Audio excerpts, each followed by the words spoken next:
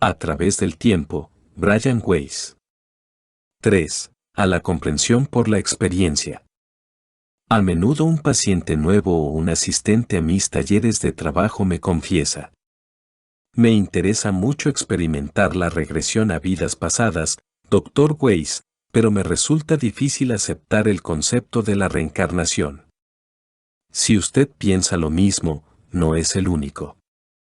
Muchas de estas personas necesitan aclarar ese tema antes de iniciar el proceso de regresión. En estos casos suele ser una parte preliminar de la terapia y se convierte en un tema habitual para preguntas y respuestas en mis conferencias y talleres de trabajo. Antes de mis extraordinarias experiencias con Catherine, yo mismo era muy escéptico sobre el concepto de la reencarnación y el poder curativo de la regresión a vidas anteriores. Incluso después tardé varios años más en decidirme a sacar a la luz mis nuevas creencias y experiencias. Aunque la terapia de Catherine había cambiado radicalmente mi modo de comprender la naturaleza de la vida y de la curación, dudaba en comunicar a otros estas profundas experiencias, pues temía que mis amigos y colegas me consideraran chiflado o raro. Por otra parte, había recibido una nueva confirmación de lo eficaz que resultaba la terapia de vidas pasadas al haberla aplicado con éxito a otros pacientes. Sabía que era necesario aliviar mi malestar, resolver ese asunto, de modo que fui a la biblioteca médica para ver si podía obtener más información. Como médico lógico y acostumbrado a usar la mitad izquierda del cerebro, me agradaba esa solución al problema y esperaba que existiera dicha convalidación de mis experiencias. Si yo había hallado por casualidad ese recuerdo de vidas pasadas, estaba seguro de que otros psiquiatras que también utilizaban las técnicas de hipnosis debían de haber tenido experiencias similares. Tal vez alguno de ellos hubiera tenido la valentía de contarlas. Me desilusionó encontrar publicadas muy pocas investigaciones, aunque excelentes.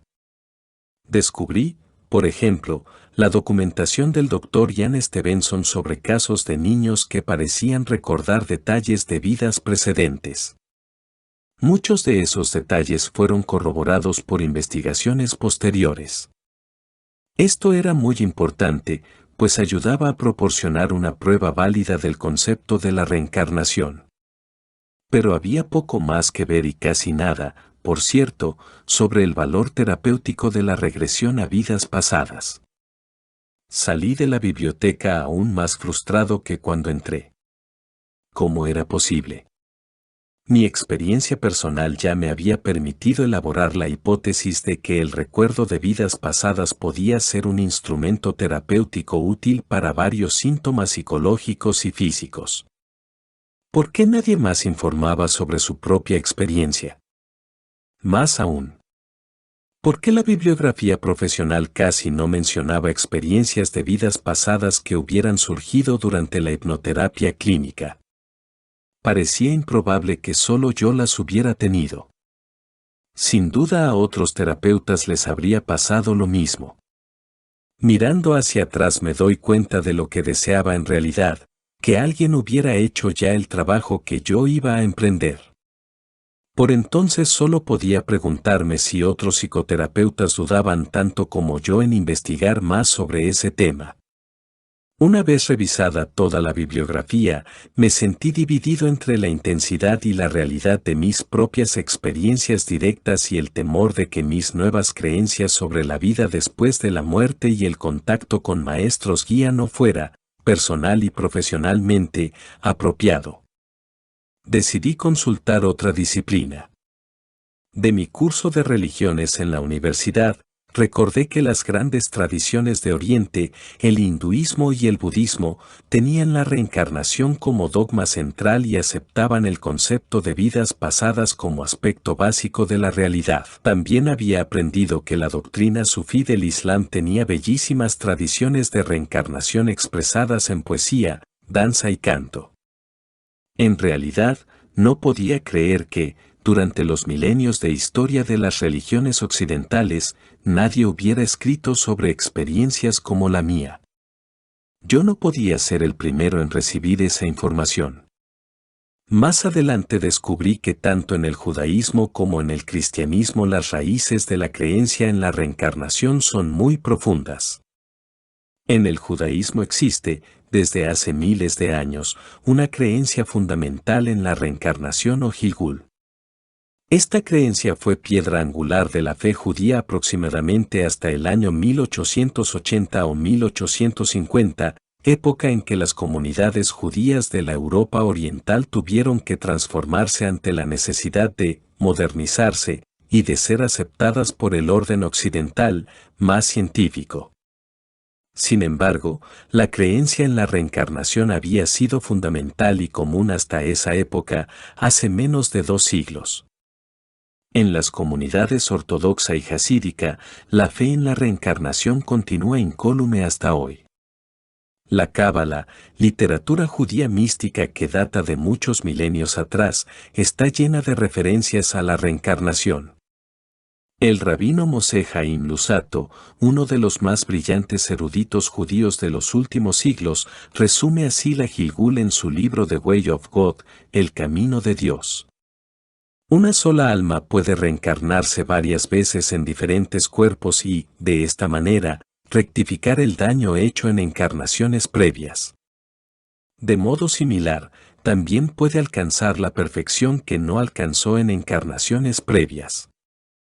Cuando investigué la historia del cristianismo, descubrí que el emperador Constantino en el siglo IV había borrado del Nuevo Testamento antiguas referencias a la reencarnación cuando el cristianismo se convirtió en religión oficial del Imperio Romano. Al parecer, el emperador consideró que el concepto de la reencarnación amenazaba la estabilidad del imperio. Si los ciudadanos creían que tendrían otra oportunidad de vivir, podían mostrarse menos obedientes y respetuosos de la ley que quienes creían en un único juicio final para todos. En el siglo VI, el Segundo Concilio de Constantinopla respaldó el acto de Constantino declarando oficialmente que la reencarnación era una herejía. Como Constantino, la Iglesia temía que la idea de vidas anteriores debilitara y socavara su creciente poder, brindando a los seguidores demasiado tiempo para buscar la salvación. Estaban de acuerdo en que era necesario el látigo del juicio final para asegurar las actitudes y la conducta correctas.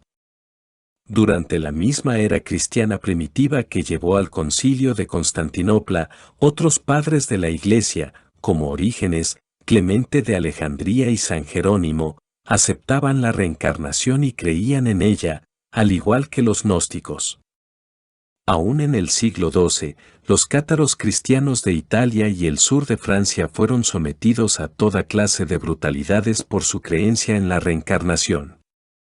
Mientras reflexionaba sobre la nueva información recogida, comprendí que los cátaros, los gnósticos y los cabalistas tenían, aparte de su creencia en la reencarnación, otro principio común, que la experiencia personal directa, más allá de lo que vemos y conocemos con nuestra mente racional o lo que nos enseña una religión determinada, es una gran fuente de sabiduría espiritual. Y esta experiencia personal directa fomenta poderosamente el crecimiento espiritual y personal. Lamentablemente, como podían ser seriamente castigados por las creencias no ortodoxas, esos grupos aprendieron a mantenerlas en secreto. La represión de las enseñanzas sobre vidas anteriores no ha sido espiritual, sino política. Así empecé a comprender los porqués. A mí también me preocupaba la posibilidad de ser castigado por mis creencias y las hacía públicas. Sin embargo, sé que la gente tiene derecho a gozar de los instrumentos de crecimiento y curación, y he visto por experiencia médica propia que la regresión a vidas pasadas puede curar y transformar la vida.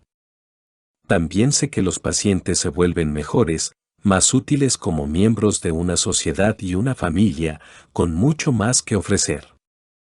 Pero incluso después de publicar muchas vidas, muchos maestros, yo seguía esperando una reacción negativa. Esperaba que los médicos me pusieran en ridículo, que mi reputación se viera manchada e incluso quizá que mi familia tuviera que sufrir por ello. mis temores eran infundados. Aunque sé que uno o dos colegas han comentado que, el pobre Brian, que está perdiendo la chaveta, en lugar de perder amigos y colegas, gané otros nuevos. También comencé a recibir cartas maravillosas, de psiquiatras y psicólogos de todo el país, que han tenido experiencias como las mías, pero no se han atrevido a hacerlas públicas. Esto fue para mí una profunda lección. Había corrido el riesgo de documentar y presentar mis experiencias al público y al mundo profesional. Mi recompensa era conocimiento, validación y aceptación. Por añadidura, había aprendido que el conocimiento no siempre comienza con la lectura de estudios en las bibliotecas. También se puede obtener conocimiento examinando la propia experiencia. La intuición puede guiarnos al intelecto. Los dos pueden encontrarse, pueden nutrirse e inspirarse mutuamente. En mi caso, así ha sido. Cuento todo esto porque sus preocupaciones, el tira y afloja entre su conocimiento intelectual y su experiencia, pueden ser esencialmente similares a los míos. Muchas personas han tenido las mismas experiencias y creencias que usted, tal vez muchas más de las que se imagina. Y muchas de estas personas se resisten a comunicar sus experiencias por los mismos motivos que usted. Otras quizá las expresen, pero en privado. Es importante mantener la mente abierta, confiar en la experiencia propia. No deje que el dogma y las creencias ajenas resten validez a su experiencia personal y a su percepción de la realidad. Otra de las preocupaciones de la gente respecto a las vidas anteriores es que resulte sobrenatural creer en fenómenos psíquicos. Esta preocupación es más fácil de disipar. Ese tipo de experiencias es universal. Haga una discreta encuesta entre sus amigos y parientes, preguntándoles si han tenido algún sueño premonitorio o cualquier otra clase de experiencia psíquica. Los resultados pueden sorprenderlo. Así me ocurrió a mí, por cierto. 2 meses después de publicar Muchas vidas, muchos maestros, di una charla informal en un club literario compuesto por 10 mujeres que vivían en Miami. Este grupo celebraba reuniones desde hacía 12 años para analizar una amplia variedad de libros, en general de literatura popular. En realidad no estaban particularmente interesadas en la metafísica. Sin embargo, como yo era un escritor de la zona y estaba dispuesto a hablar con ellas, esas mujeres leyeron por primera vez un libro metafísico en sus 12 años de existencia del club.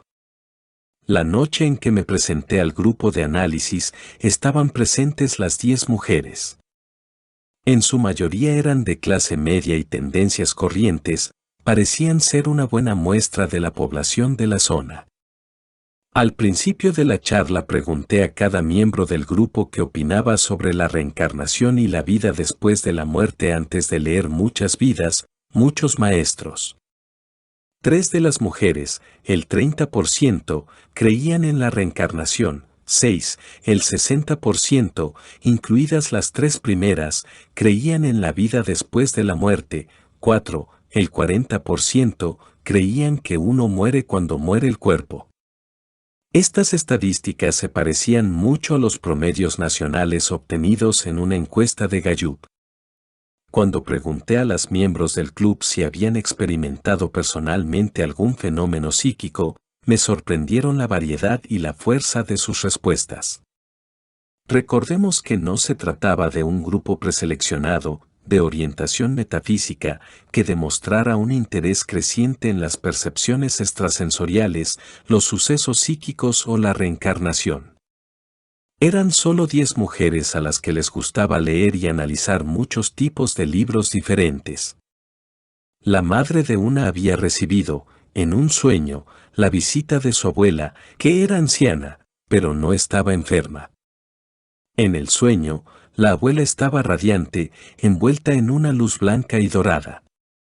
«Estoy bien», le dijo a la nieta. «No te preocupes por mí. Ahora tengo que dejarte. Cuídate». Al día siguiente, la madre descubrió que su abuela había muerto durante la noche, en una ciudad lejana. Otra mujer había soñado con un familiar de más edad, en el que no pensaba desde hacía mucho tiempo. En el sueño vio sangre en el pecho de su pariente. Sin que ella lo supiera, el día anterior el hombre había sido sometido a una operación a corazón abierto. Otro miembro de este pequeño grupo había experimentado sueños recurrentes en los que aparecía su hijo. Aunque el muchacho gozaba en esa época de buena salud, en sus sueños parecía gravemente herido. La mujer lo veía en un cuarto de hospital. En ese cuarto resonaba una fuerte y misteriosa voz que pronunciaba estas palabras: «El te es devuelto». Estaba confundida, porque el muchacho del sueño, aunque ella sabía que era su hijo, tenía el pelo mucho más oscuro que en la realidad. El sueño se repitió durante un mes. Después de ese mes, su hijo resultó gravemente herido cuando le atropelló un automóvil mientras iba en bicicleta. En el hospital, esta mujer les dijo a los preocupados médicos que su hijo se recuperaría.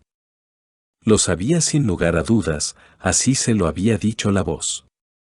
El hijo, con la cabeza envuelta en vendajes, se recobró lentamente.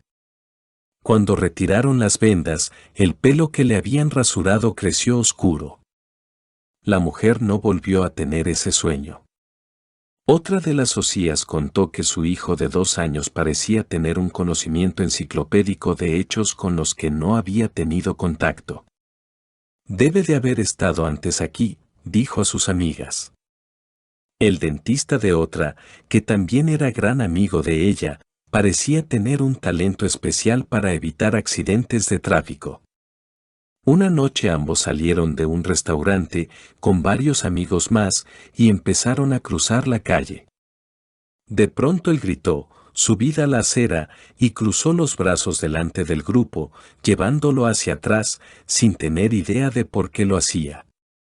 Pocos segundos después un coche giró derrapando en la esquina y pasó a toda velocidad, un par de metros por delante del grupo. Algunas semanas después de ese incidente, el dentista volvía a su casa, adormecido en el asiento delantero del coche, conducido por su esposa. Estaba medio amodorrado y no miraba por la ventanilla. «Cuando cambie la luz, no cruces», murmuró, al frenar su esposa ante un semáforo. «Alguien va a pasar con luz roja». Estaba aún medio dormido, sin mirar por la ventanilla. Ella obedeció la advertencia. Algunos segundos después de cambiar la señal, un coche pasó a toda velocidad por la intersección que ellos deberían haber cruzado. Ambos quedaron muy impresionados, pero vivos. A otra mujer del grupo, mientras limpiaba su casa, se le ocurrió de repente que un viejo amigo suyo acababa de suicidarse. Llevaba meses sin pensar en ese amigo y no tenía noticias de que tuviera problemas emocionales o ideas autodestructivas. Pero el pensamiento era tan claro, tan poco emocional y convincente, que no parecía una ocurrencia infundada, sino el conocimiento real de un hecho. Más tarde supo que era verdad: su amigo se había suicidado ese mismo día.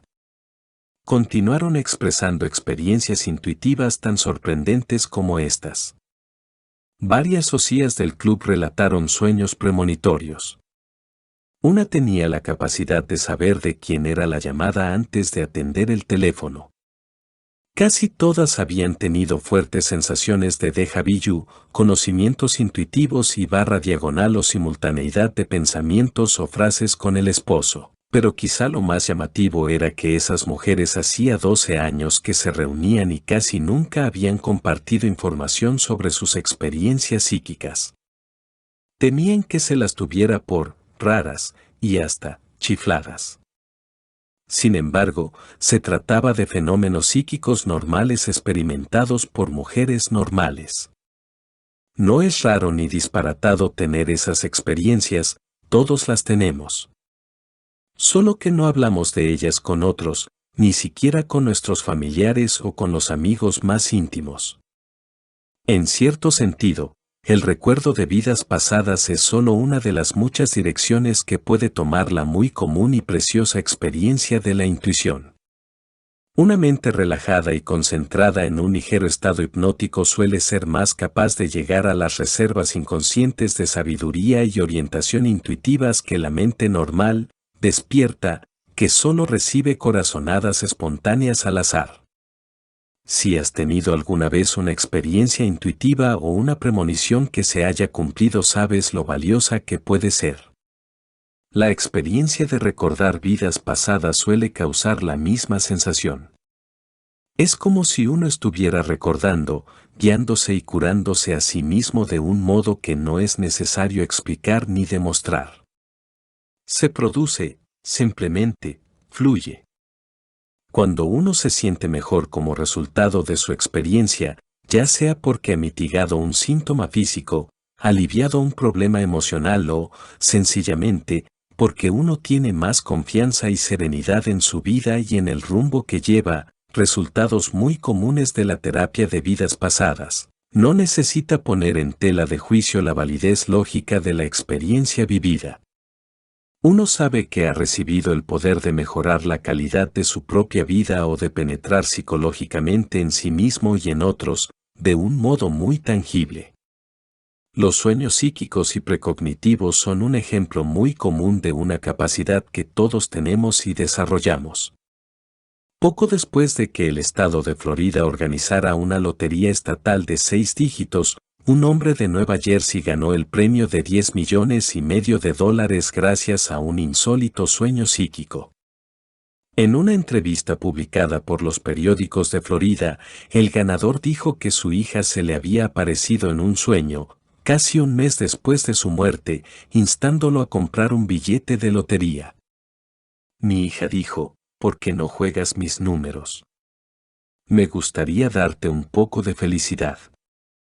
El padre, un agente inmobiliario de 61 años, había viajado a Florida con otros familiares, tratando de recobrarse de la inesperada y trágica muerte de su hija, ocurrida a los 23 años al caer de un barranco de 60 metros en Nueva Jersey, algunas semanas antes del sueño. Al despertar de ese vívido sueño, el padre recordó que en el coche de su hija habían encontrado un billete de lotería de Nueva Jersey. Aunque le parecía muy fantástico, telefoneó a su casa para pedir los números de aquel billete, 2, 6, 11, 14, 31 y 34. En las primeras horas del día en que se efectuaba el sorteo semanal, los padres y sus hijos, 2 chicas y un chico, compraron un único billete de la Lotería de Florida, con esos números. La posibilidad de ganar se calcula en una entre 14 millones. La familia ganó. Tuve una sensación extraña, dijo el padre. Me sorprendió y no me sorprendió. Es difícil de explicar. Días más tarde, un hombre de Homestead, Florida, ganó más de $11 millones escogiendo los números 1, 2, 3, 13, 28 y 48. Era un mecánico de 58 años que hasta entonces nunca había jugado a la lotería, ni siquiera en su Cuba natal. Pero la noche del martes previo al sorteo del sábado se le apareció su difunta madre, en un sueño vívido, y le dijo que comprara un billete. Al día siguiente compró 10 en un supermercado cercano. Uno de los 10 resultó ser el ganador. Los sueños psíquicos premonitorios no son solo frecuentes, sino también muy reales. Lo sé por mis recientes investigaciones de los fenómenos psíquicos, pero también por 20 años de experiencia como investigador de los sueños. La validación de las experiencias de cuasimuerte a través de la investigación de muchos expertos prestigiosos, como los doctores Raymond Moody, Elizabeth Kubler-Ross, Kenneth Rhine, Melvin Morse y otros, define también la visión del mundo intuitiva, basada en la experiencia, en la que las vidas anteriores y su recuerdo parecen lógicos y permiten que tanto la mente como la intuición se encuentren a gusto. También destaca otra experiencia humana muy común que mucha gente no desvela y que suele ser análoga a los hallazgos de las investigaciones sobre la regresión a vidas pasadas. Shirley es una mujer de 65 años, una de los pocos supervivientes de un accidente de aviación en el que murieron más de 170 pasajeros. Shirley quedó gravemente herida, con fracturas múltiples y heridas internas. La encontraron en aguas pantanosas, todavía sujeta al asiento, que había caído del destrozado fuselaje del avión. Hospitalizada en un centro de traumatología, Shirley llegó a una temperatura de 41 C, que puede ser letal. Comenzó a sufrir convulsiones y cayó en coma. Luego tuvo un paro cardiorrespiratorio y cesaron su respiración y sus latidos cardíacos. Los heroicos esfuerzos por resucitarla parecían inútiles, pero el equipo médico insistió. Durante esas tentativas Shirley tuvo una experiencia de cuasi muerte. Al salir flotando de su cuerpo, una bandada de palomas blancas le salió al encuentro. La guiaron hacia una bella luz que brillaba a la distancia. Se sentía estupendamente. En el trayecto giró hacia atrás y vio a los médicos y las enfermeras que trabajaban frenéticamente en su cuerpo.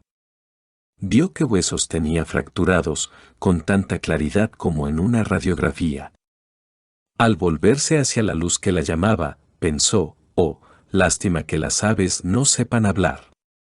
En ese momento oyó una voz que surgía de la luz. Era serena y apacible, le decía que aún no le había llegado la hora. Shirley protestó. Pero si mi cuerpo está destrozado. No quiero volver a ese dolor.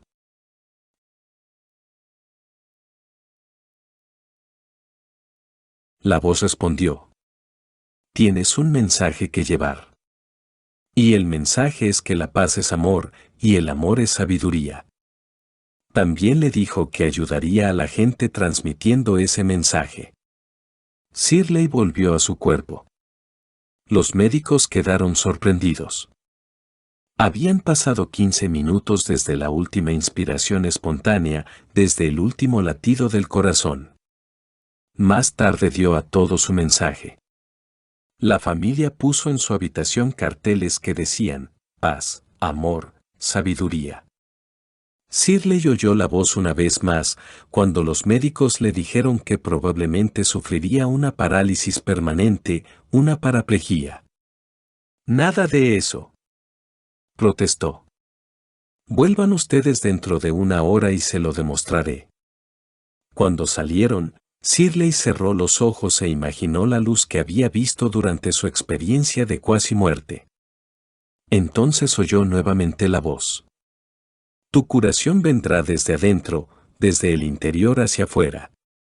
Cuando regresaron los médicos, a la hora fijada, Shirley les dijo que su curación se produciría desde el interior hacia afuera y les indicó que le observaran los pies. Una vez más, cerró los ojos y se concentró en la luz. Los escépticos médicos quedaron completamente desconcertados al ver que movía el pie. A partir de entonces su recuperación ha sido incesante. Según un estudio de Gallup, más de 8 millones de norteamericanos han pasado por experiencias de cuasi muerte, incluidos muchos niños pequeños. Los relatos de estas experiencias son muy coherentes y están muy bien documentados. Habitualmente, la persona próxima a la muerte se separa del cuerpo y observa las tentativas de salvarla y devolverla a la vida desde algún punto por encima de su cuerpo. Pronto cobra conciencia de una luz intensa o una figura espiritual, refulgente, a veces es un pariente fallecido, a lo lejos. Con frecuencia oye sonidos o música y flota por un túnel hacia la luz o hacia la figura. No hay dolor, al contrario, una sensación de paz intensa y júbilo invade la conciencia flotante.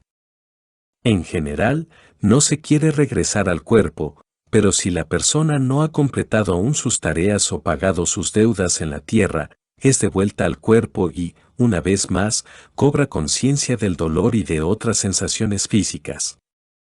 Sin embargo, casi todos comprenden también que la vida no acaba con la muerte del cuerpo físico. En su mayoría, no vuelven a tener miedo de morir. Raymond Moody, Jr., doctor en medicina y en psicología, renombrado autor de Life After Life, Reflections on Life After Life y The Light Beyond, La vida después de la vida, reflexiones sobre la vida después de la vida y la luz del más allá, me habló de las más de 2000 entrevistas que ha mantenido con personas que tuvieron experiencias de cuasimuerte. En estas entrevistas, los sujetos describen la experiencia típica de flotar por encima del cuerpo. Muchos saben qué van a decir los médicos y las enfermeras que los están atendiendo segundos antes de que se digan esas palabras. Cuando los pacientes tratan de tocar en el hombro a los médicos o a las enfermeras, las manos incorpóreas pasan a través de los cuerpos sólidos. No hay contacto físico. Luego se les revela una sensación de realidad trascendente, continuó el Dr. Moody. Se sienten totalmente impregnados de amor al encontrar la luz brillante que en modo alguno le molesta a la vista. Una característica frecuente de estas experiencias es que se produce una revisión de la vida, un panorama de las acciones, la conducta y los hechos del individuo, que de algún modo se despliegan instantáneamente, más allá del tiempo, en colores intensos y en 3 dimensiones. Por añadidura, quien repasa su vida experimenta las emociones de las personas a las que ayudó o hizo sufrir, a las que amó y odió. Con frecuencia, uno o varios seres espirituales, similares a dioses, acompañan al individuo. Uno de los pacientes del Dr. Moody era un pastor religioso que, en sus sermones, tendía a abordar la religión desde el punto de vista del infierno. Mientras repasaba su vida, el pastor se descubrió escuchando uno de sus vitriólicos sermones desde la perspectiva de un niño de 9 años, que temblaba de miedo en su banco. Aunque el pastor solo había tenido contactos muy superficiales con ese niño, sintió en ese instante toda la fuerza de su miedo, así como el efecto decididamente poco espiritual de su sermón sobre todos sus feligreses. Fue entonces cuando el ser espiritual que observaba el análisis comentó serenamente: «Sospecho que usted no volverá a hacer eso nunca más». El pastor recordaba ante el Dr. Moody: «Me sorprendió mucho descubrir que a Dios no le interesaba mi teología».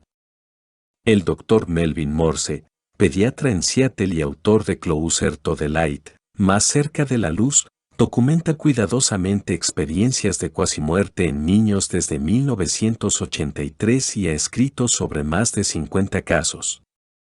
Los relatos de los niños que han pasado por experiencias de cuasimuerte son muy similares. Ellos también dicen que abandonaron el cuerpo, entraron en un vacío y fueron atraídos hacia una luz intensa que les daba la bienvenida. El impacto de esas experiencias en los niños es tan profundo y transformador como en los adultos. Aprenden que la vida tiene un propósito. Reverencian la vida y ven las intrincadas conexiones de todo el universo.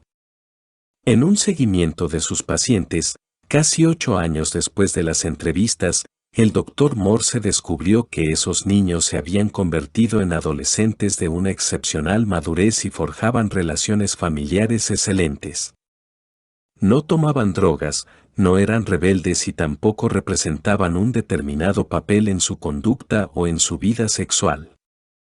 El Dr. Kenneth Rinn, fundador y expresidente de la Asociación Internacional para el Estudio de la Cuasimuerte, profesor de psicología en la Universidad de Connecticut y autor de 2 libros excelentes, Life at Death, La vida al morir, y Heading Toward Omega, En dirección a Omega, dio recientemente una conferencia ante un grupo de médicos de Los Ángeles, junto con los doctores Morse, Moody y yo mismo. El tema de la conferencia era la cuasimuerte y las experiencias después de la muerte. Durante la conferencia, el Dr. Morse contó que varios niños estudiados por él decían haber oído las conversaciones que mantenían médicos y enfermeras que los operaban, durante la cuasi-muerte, aunque en esos momentos estaban inconscientes y con anestesia general. También contó el caso de un pequeño que tuvo una experiencia de cuasi-muerte a los 9 meses de edad.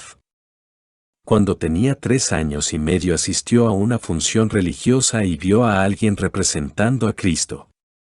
«Ese no es Jesús», objetó el niño. «Yo vi a Jesús cuando morí». Al explicarse, el niño dijo que había visto un túnel con un mundo de luz en el otro extremo, donde podía correr y saltar con Dios. Esa fue su visión del paraíso, agregó el doctor Morse. Mencionó también a 3 o 4 niños que dijeron haber conocido en el cielo almas que esperaban renacer. Eso los preocupaba, comentó el doctor Morse, porque parecía contrario a las enseñanzas religiosas recibidas, pero lo cierto es que conocieron a esas almas. El doctor Moody me habló de un caso citado en el Journal of Critical Care Medicine, revista de medicina de cuidados críticos, el de una criatura que, antes del año, había estado a punto de morir, pero fue revivida en el último momento.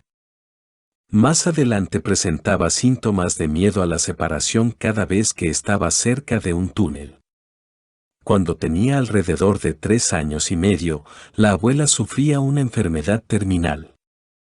Cuando se dio delicadamente la noticia a la niñita, ella preguntó inocentemente: «Oh, ¿y la abuela tendrá que pasar por el túnel para ver a Dios, como hice yo?».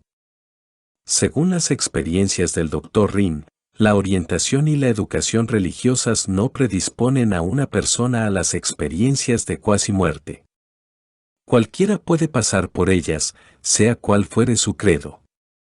Reiteró el descubrimiento de que quienes han experimentado la cuasi-muerte pierden el miedo a morir.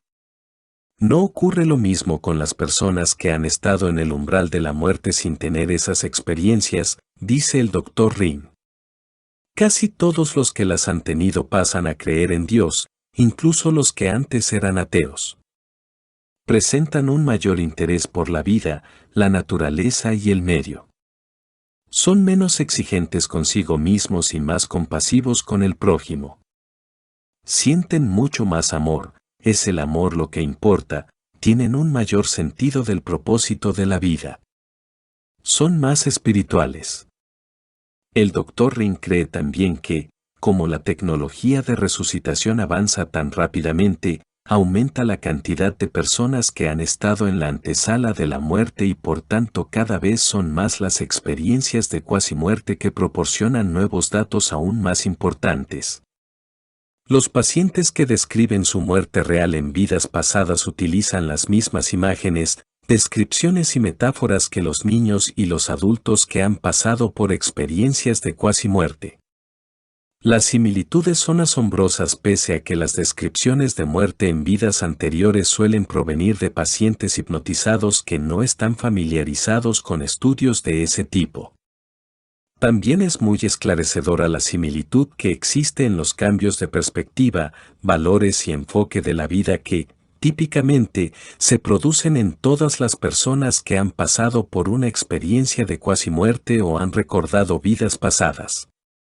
No es necesario ser arrollado por un camión o sufrir un paro cardíaco para que se produzca un aumento de conciencia o de espiritualidad, se reduzcan las preocupaciones materialistas, se adquiera un temperamento más amoroso y apacible o se obtenga cualquiera de los beneficios que comportan la regresión a vidas pasadas y la experiencia de la cuasi-muerte. Los miembros de ambos grupos experimentan una drástica disminución del miedo a morir y expresan la nueva convicción de que el amor es lo que importa de verdad. Además del miedo a ser castigados o criticados por sus colegas, quienes están interesados en explorar el recuerdo de vidas pasadas expresan ocasionalmente una tercera preocupación: ¿son válidas estas experiencias? ¿Existe alguna prueba objetiva de las vidas pasadas? ¿Hay alguna investigación basada en datos que demuestre la veracidad de los detalles que se mencionan en los recuerdos de vidas anteriores? A veces surge esta pregunta en personas que ya han tenido una experiencia de regreso a vidas pasadas: ¿es posible que todos esos detalles sean ciertos? Ellos dudan, ¿y si me los inventé? Ian Stevenson, doctor en medicina, profesor y presidente emérito del Departamento de Psiquiatría de la Universidad de Virginia, ha reunido y documentado más de 2000 casos de niños que han pasado por una experiencia de reencarnación. Muchos de ellos presentaban xenoglosia, es decir, la capacidad de hablar un idioma extranjero, con frecuencia antiguo, que nunca habían podido oír. Estos niños, generalmente muy pequeños, conocían también datos muy detallados y específicos de ciudades y familias que se hallaban a cientos o miles de kilómetros, y sobre hechos acaecidos 10 o más años antes. La mitad de ellos eran originarios del mundo occidental, no de la India, el Tíbet u otras zonas de Asia donde la creencia en la reencarnación es común.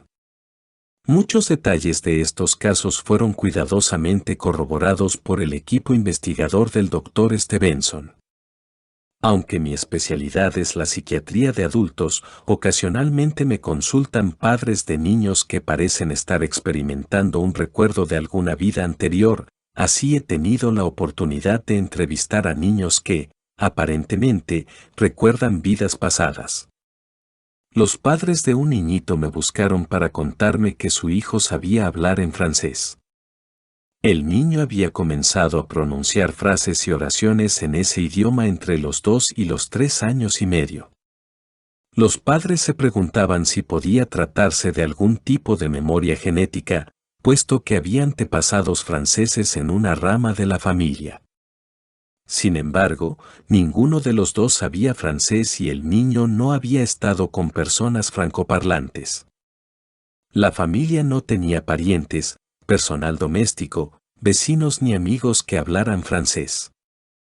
Después de hacer más preguntas a los padres, les dije que esa xenoglosia podía deberse más al recuerdo de una vida anterior que a la memoria genética. Les dije que su hijo me hacía pensar en los niños del Dr. Stevenson.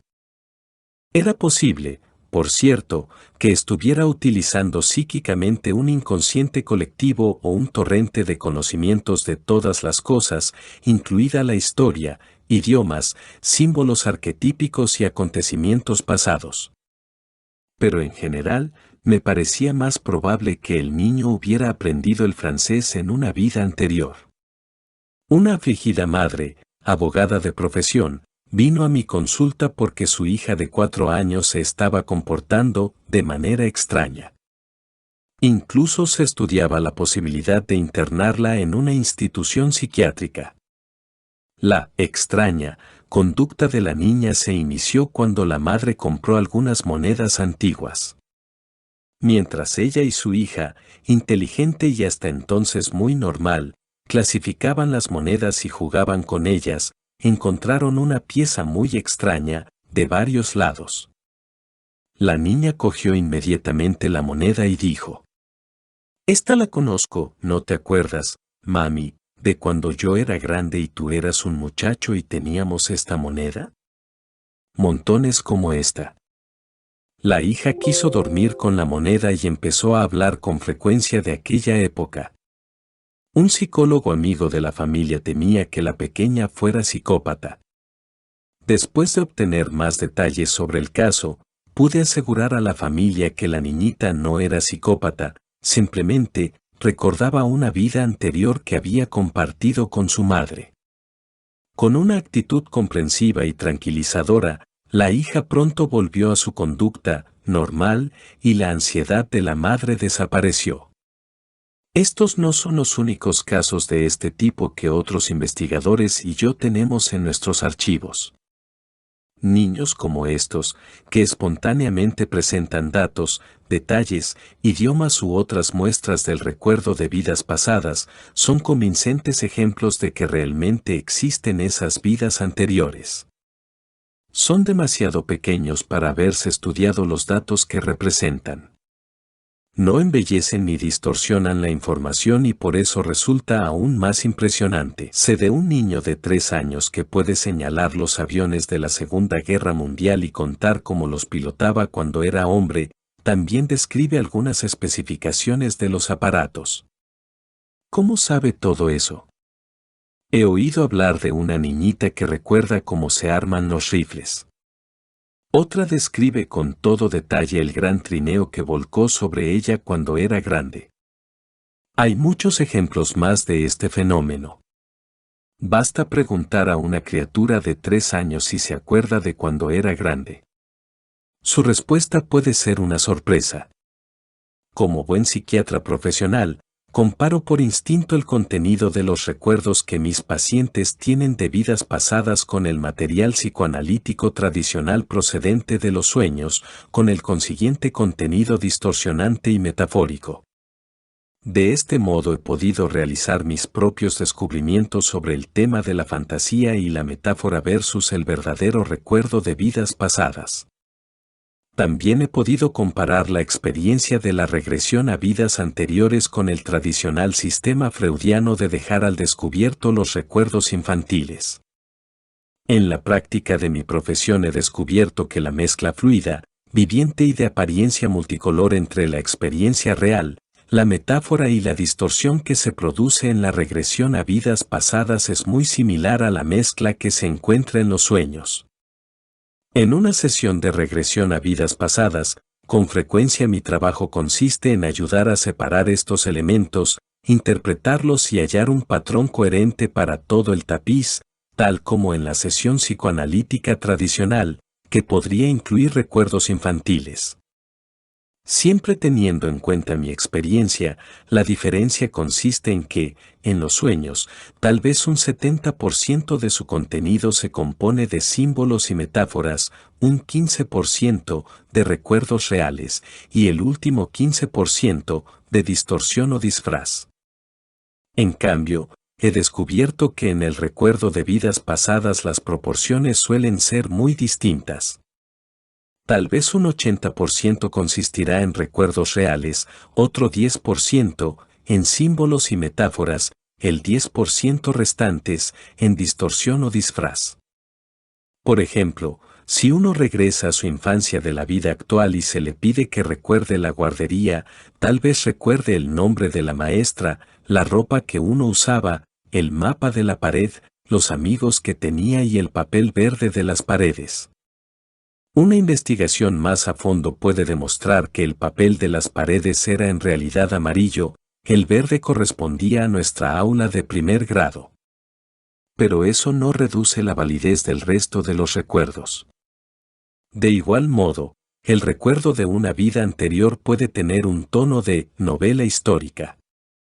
Es decir, el núcleo importante de la verdad puede llenarse con fantasías, elaboraciones o distorsiones, pero lo esencial será un recuerdo sólido y exacto. En el material soñado y en las regresiones dentro de la vida actual se produce el mismo fenómeno. De todo se saca provecho. La verdad sigue allí. Un analista tradicional podría preguntarse si el recuerdo de una vida anterior no es una fantasía psicológica.